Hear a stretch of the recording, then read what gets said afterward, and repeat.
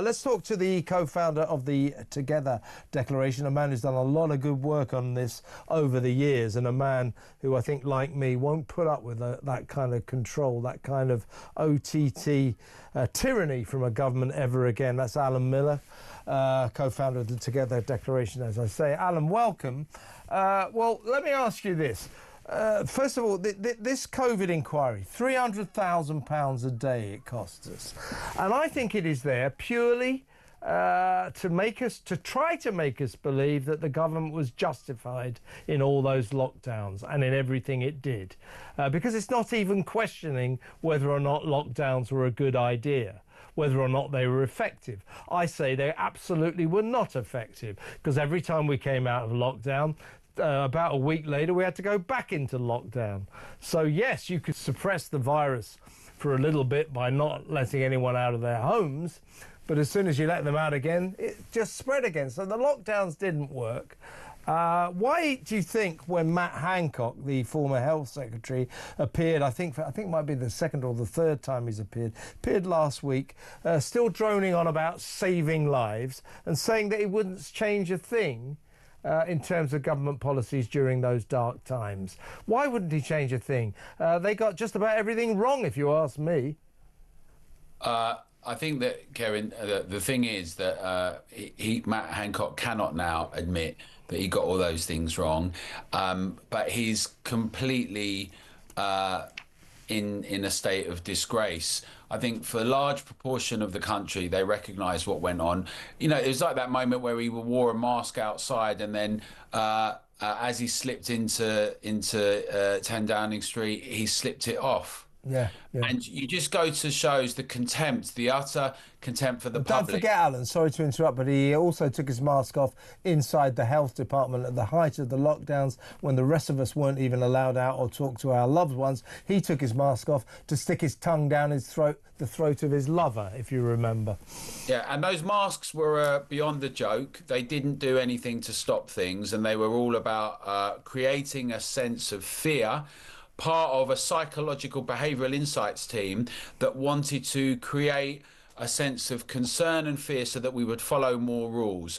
And you could see how across the board, a combination of spies, censors, suffocation, and then impositions. What was really unprecedented, Kevin, was of course the lockdowns that banished any sense of freedom, autonomy or judgment, and suspending Parliament, the impacts across the board on children, at school, on families, working from home, on the economy.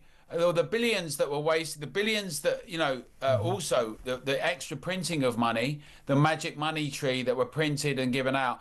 But the consequences across the board for care, losing 45,000 care workers, the fact that the impact that was made on the NHS that we've seen, not just with cancer and heart disease and strokes that many warned about at the time, and in dentistry, but across the board with the COVID-only NHS service, which meant that so many people got far sicker, and then all the waiting lists, over 7 million it went to subsequently. In every single area of society in our lives, both in Britain and internationally, they've had huge ramifications.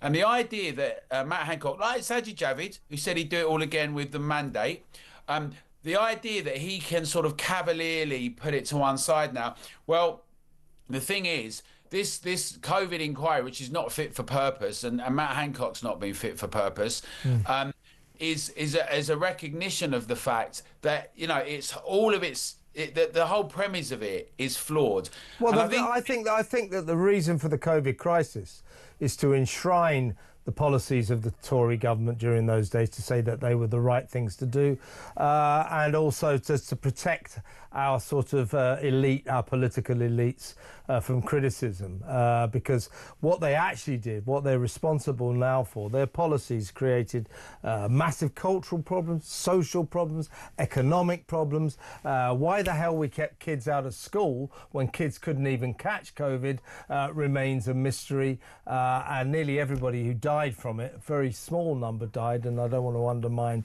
the importance of that, or to undermine the importance of people, the tragedy for people who lost their loved ones, but it was a fairly unlethal virus in the great scheme of things, and nearly everybody who died from it was 82 years old or over.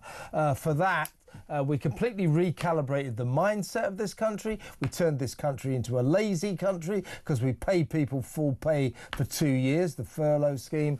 And as I say, kids were ruined by not being allowed to go to school, and the economy was ruined because nobody could go to work. We overreacted, didn't we? It was a complete overreaction. We had a pandemic preparedness strategy. It was jettisoned completely unscientifically, just dispensed with knee-jerk reaction, and all these measures that had no merit or virtue within them in terms of any scientific basis were imposed at great cost to freedom, to democracy, to the economy, to our way of life. And we see all sorts of measures now subsequently, Kevin. We see that the idea that you can censor and ban people and you impose these measures to do that. You smear them, you call everyone a conspiracist when they ask questions. You say that terrify them. That's what they did. Listen, Alan, you'll have to come on and talk about this at some great length again because it is an important subject, but I've got to go for now. Great to talk to you.